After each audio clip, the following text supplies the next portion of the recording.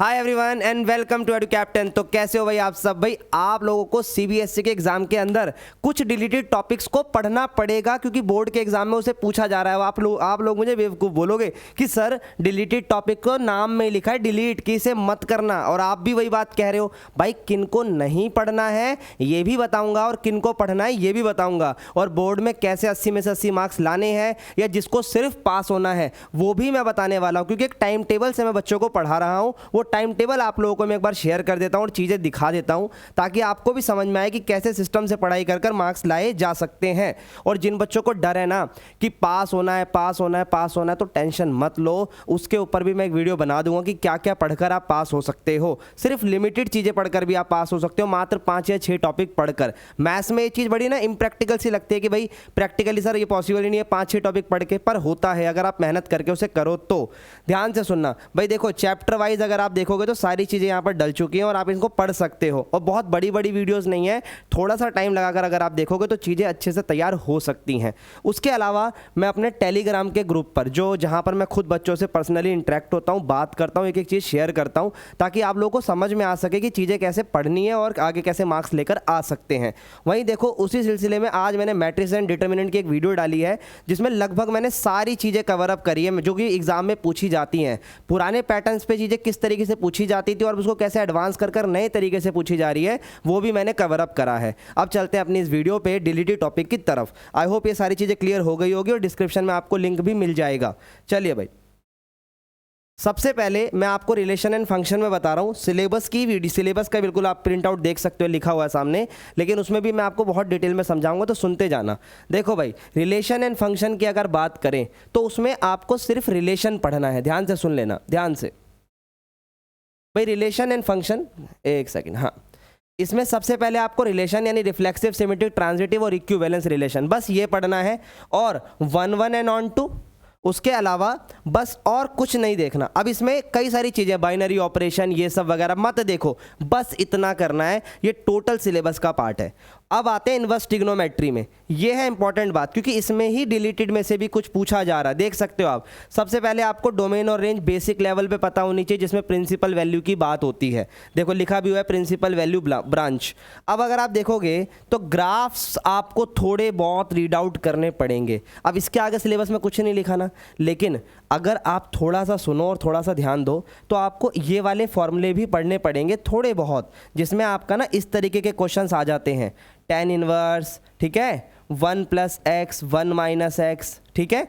इस तरीके के क्वेश्चंस वैसे बोला गया है कि डिलीट हैं, बट सीबीएसई के जो पुराने एग्जाम हुए, लाइक आपका फर्स्ट टर्म का पेपर हुआ जो गवर्नमेंट स्कूल्स में होता है, वो भी उन्हीं के द्वारा करवाया जाता है। एनटी मतलब जो भी आपके सारे संस्था होते हैं, डायरेक्टर ऑफ एजुकेशन वगैरह वाले, वो सब कराते हैं। तो उसमें ऐसे क्वेश्चन आए थे, तो मैं आपको थोड़ी सलाह दूंगा कि इस तरीके के क्वेश्चंस को भी कर लो। और कर मेरी रिलेशन एंड फंक्शन में वीडियो आएगी तो उसके अंदर भी मैं इस तरीके के कुछ थोड़े बहुत क्वेश्चंस करवाऊंगा ताकि हम इससे फैमिलियर रहें और पेपर में हमें प्रॉब्लम ना हो। इसके अलावा और कुछ नहीं करना है इसमें आपको। अब चलते हैं मैट्रिसेस और डिटर्मिनेंट की तरफ। डिटर्मिनेंट में से क्या डिलीट है जो आपको नहीं पढ़ना, वो है आपकी प्रॉपर्टीज। भाई प्रॉपर्टीज के जो ऊपर क्वेश्चंस हुआ करते हैं ना, प्रॉपर्टीज़ पे जो बेस्ड क्वेश्चन है वो नहीं करने, पर प्रॉपर्टी का जो बेसिक यूज़ है वो आपको करना है। मतलब जैसे अगर मैं आपको ये कहूँ कि कोई प्रॉपर्टी जब हम बनाते हैं उसकी अगर मान लो 2 रो आइडेंटिकल हो जाए, सेम टू सेम हो जाए, तो डिटर्मिनेंट की वैल्यू 0 होती है। ये एमसीक्यू लेवल के लिए हमें पता होना चाहिए बस। अब उस पर फुल फ्लैश क्वेश्चन जो करना होता है ना, वो नहीं करना, वो डिलीट हो गया है, बात खत्म। बस इसमें इतना ही है मैट्रिसेस एंड डिटर्मिनेंट के अंदर। अब मैट्रिसेस के अंदर क्या नहीं पढ़ना, वो डिलीट सुन लो। एलिमेंट्री रो ट्रांसफॉर्मेशन ये नहीं पढ़नी, बिल्कुल इसको अच्छे से इग्नोर कर दो। एलिमेंट्री ट्रांसफॉर्मेशन चाहे रो वाली हो चाहे कॉलम वाली, अच्छे से इग्नोर कर सकते हो, ये कहीं पर भी नहीं पूछी जा रही, तो उसको इग्नोर करो, डिलीट करो। और डिटरमिनेंट में मैंने आपको बता ही दिया। अब चलते हैं कॉन्टिन्यूटी एंड डिफरेंशिएबिलिटी में। तो भाई कॉन्टिन्यूटी और डिफरेंशिएबिलिटी में लगभग सारी चीज़ें आ रही हैं, बस रोलेस थ्योरम और मीन वैल्यू थ्योरम मत करना, ये पूरी तरह डिलीट है, इसका यूज़ भी मत पढ़ना। रोलेस और मीन वैल्यू थ्योरम गलती से भी नहीं करनी, क्योंकि देखो आपका टाइम वेस्ट हो, क्योंकि जो टाइम आपका ऑलरेडी इतना कम है उसको अच्छे से यूटिलाइज करते हुए चलो, ठीक है। अब आते हैं एप्लीकेशन ऑफ डेरिवेटिव पे। एप्लीकेशन ऑफ डेरिवेटिव पे आपको अप्रॉक्सीमेट चेंज वाला टॉपिक नहीं पढ़ना, बिल्कुल भी नहीं पढ़ना। उसके अलावा लगभग सारी चीज़ें पढ़नी है। एक और टॉपिक है जिसका यूज़ हम बोर्ड्स के बाद जब आप सीयूटी की तरफ जाओगे तब देखना, अभी उसे इग्नोर करके चलना। टेंजेंट और नॉर्मल, ध्यान से सुन लो, ये सीबीएसई बोर्ड की बात हो रही है। टेंजेंट और नॉर्मल इस टॉपिक की तरफ भी नहीं देखना। अब आपको मतलब बच्चों के मन में क्या होता है, सर हमें तो सीयूटी भी देना है, हमें तो शुरू से ये गाइड करा गया है, ये भी पढ़ना है, ये भी पढ़ना है। भाई मैं भी बच्चों को पढ़ाता हूँ, मैं हमेशा बच्चों को एक चीज़ कहता हूँ कि डिलीटेड टॉपिक के लिए ना आपको टाइम मिलेगा। जैसे आपके बोर्ड खत्म होंगे 10 या 12 दिन के अंदर आप डिलीटेड टॉपिक कवर अप कर सकते हो, और मैं खुद भी करवाऊंगा, आप उसकी चिंता मत लो। उसी के लिए तो बोला टेलीग्राम पे ज्वाइन हो जाओ, सारी अपडेट देता हूँ वहाँ पे डिटेल्ड। अगर आपको कोई डाउट होगा वो भी क्लियर करेंगे, वहाँ पर आ जाओ, सारी बातें करेंगे। आ जाओ और आगे देखते हैं। इंटीग्रेशन में भाई लिमिट्स वो डेफिनेट की बात नहीं कर रहा हूं मैं, लिमिट एज अ सम वो वाला टॉपिक नहीं पढ़ना। उसके अलावा इंटीग्रेशन में कुछ डिलीट नहीं करा इन्होंने, सब कुछ पूछा जा रहा है, ऑल प्रॉपर्टीज ऑल फॉर्मूलेज। ठीक है भाई, ये चीज़ क्लियर है। एप्लीकेशन ऑफ इंटीग्रेशन के अंदर टू कर्व वाले जो बाउंडेड क्वेश्चंस होते हैं ना, उनको नहीं करना, बट उसमें भी कुछ लिमिटेड क्वेश्चंस को कर लेना। कैसे क्वेश्चंस लिमिटेड, जैसे देखो भाई कोई इलिप्स है, उसमें कोई लाइन आ रही है तो ये आ सकता है, बेशक ये दो अलग अलग कर्व लग रहे हो आपको, पर लाइन को ना ये कर्व ट्रीट नहीं कर रहा, ऐसा मान रहा है वो। जैसे देखो दो सर्कल है, ये नहीं आएगा, ये डिलीट है। लेकिन अगर एक सर्कल में लाइन आ जाए तो ये पूछा जा सकता है पेपर में। ठीक है, डिलीट कौन सा है, जिसमें प्रॉपर दो कर्व आ जाए। जैसे मान लो सर्कल के साथ पैराबोला आ जाए, नहीं आएगा पेपर में, पर पैराबोला के साथ लाइन आ जाए या सर्कल के साथ लाइन आ जाए, लाइन को आप अलग अलग तरीके से ट्रीट करो। लाइन के साथ कुछ भी आ सकता है, लेकिन दो एक्चुअल कर्व नहीं आएंगे, ये बात याद रखना। ठीक है, अब डिफरेंशियल इक्वेशन में सिर्फ फैमिली वाला टॉपिक है वो डिलीटेड है, इसको नोट कर लो कहीं पे। ठीक है भाई, फैमिली ऑफ कर्व पुरानी किताब में 9.3 हुआ करती थी, ये डिलीट है, इसको याद रखना। ठीक है, चलिए आगे बढ़ते हैं। वेक्टर्स पे आए तो वेक्टर में कुछ डिलीट नहीं है, सब मतलब आपको वेक्टर्स तो पूरा पढ़ना पड़ेगा। ठीक है भाई, उसमें कुछ आपको बताने की ज़रूरत नहीं है मुझे।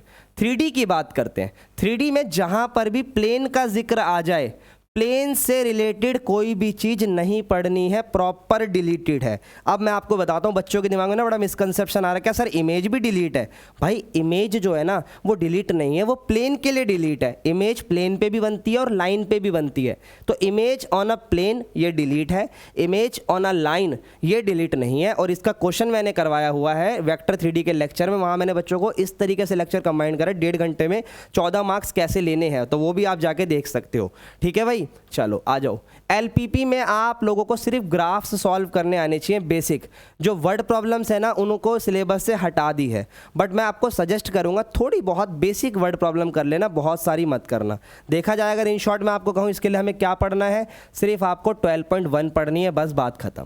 ठीक है, और अगर आपको इसमें भी सिलेक्टेड पढ़ना है तो भाई इसके नीचे डिस्क्रिप्शन में मैंने प्लेलिस्ट भी डलवा रखी है टॉपर्स वाली, उसको क्लिक करना, एनसीईआरटी के सिलेक्टेड क्वेश्चंस है वो भी जाके देख सकते हो, वहाँ पर ये पता लग जाएगा कि भाई हाँ कौन कौन से सिलेक्टेड क्वेश्चंस करने से भी बात बन सकती है। ठीक है, अब लास्ट और ये बहुत इंपॉर्टेंट है भाई, सबसे ज़्यादा इंपॉर्टेंट, प्रोबेबिलिटी। भाई देखो इसमें कंडीशनल आ रही है, मल्टीप्लिकेशन आ रही है, इंडिपेंडेंट उसी में कवर होता है, और बाइस थ्योरम आ रही है। इसके अलावा रैंडम वेरिएबल और प्रोबेबिलिटी डिस्ट्रीब्यूशन, ये बड़ा इंपॉर्टेंट टॉपिक रहेगा। ये बड़ा कंसेप्शन है बच्चों में, भैया डिलीट हो रहा है, डिलीट हो रहा है, डिलीट हो रहा है, क्योंकि नई बुक से मतलब कुछ जगहों पे ऐसा देखने को मिल रहा था, बच्चे कह रहे थे सर इसे हटा दिया है, हटा दिया। नहीं भाई, प्रोबेबिलिटी डिस्ट्रीब्यूशन पूछा जाएगा। आपका जो टॉपिक डिलीट है वो बाइनोमियल डिस्ट्रीब्यूशन डिलीट है। ठीक है भाई, जिसको आप बर्नौली ट्रायल्स बोलते हैं, वो वाला टॉपिक डिलीट है, ये डिलीट नहीं है, इस बात को याद रखना। अब उस टॉपिक को डिलीट जरूर कराए, बट उसके थोड़े से पहलू आपको पढ़ने पड़ते हैं कि यूज़ कैसे होता है, बस टॉपिक पूरा डिलीट है। और इसको आपको पढ़ने की ज़रूरत भी नहीं पड़ेगी, क्योंकि जब आपको प्रोबेबिलिटी डिस्ट्रीब्यूशन में पढ़ाऊंगा ना तो आपको ऑलरेडी मैं कवर अप करा दूंगा उसके अंदर कि कितना करने से के बाद बन जाएगी, बस ये याद रखो। तो पीडी आ रहा है, पीडी बोलते हैं वैसे शॉर्टकट में, प्रोबेबिलिटी डिस्ट्रीब्यूशन बाइनोमियल यानी बीडी नहीं पढ़ना है, ये बात याद रखना। तो भाई हर एक टॉपिक में मैंने आपको काफ़ी क्लैरिफिकेशन से चीज़ें बता दी हैं, और भी कोई डाउट हो कमेंट बॉक्स में जाके बोल सकते हो। और फॉर्मूलों की वीडियो के लिए मैंने प्रॉमिस करा है वो आ रही है, कुछ अच्छा बनाने की कोशिश कर रहा हूँ, इसलिए थोड़ा सा टाइम लग रहा है, टेंशन ना लो, ट्रस्ट रखो, चीज़ें आएंगी और अच्छे से समझ में आएंगी। तो आज के लिए इतना ही इस वीडियो में, मिलते हैं नेक्स्ट वीडियो में, bye bye and take care, all the best.